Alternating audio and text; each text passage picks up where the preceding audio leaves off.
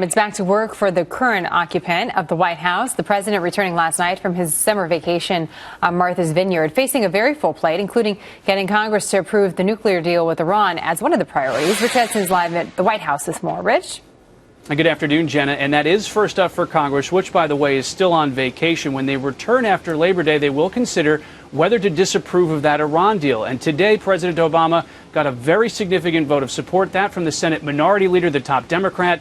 Harry Reid says he is for this deal. He's basically going to urge his colleagues to vote for this deal, what is essentially voting for this deal, which is to deny the motion of disapproval on all this. This after there was a high defection in who many see as the next Democrat to take over the Senate, or the Senate Democrats, in Senator Chuck Schumer. But there are a number of other issues. Republicans and Democrats have been in odd over the Export-Import Bank. That is something that finances, essentially overseas companies and buying U.S. manufactured goods. That's a continued fight you're going to see the White House engage in. And, of course, on government spending. A number of issues to prevent the government from shutting down. If Congress and the White House don't get together on a budget, government is going to shut down on October 1st. They're at odds over defense spending, on domestic spending, which the White House wants to increase. Republicans calling for cuts to Planned Parenthood. And still, these two sides at odds over budgeting.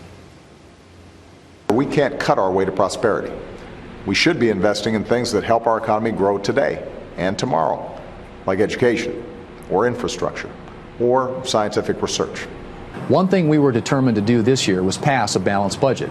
It's hard to believe, but the last time the House and Senate passed a joint balanced budget resolution, Facebook hadn't been created yet.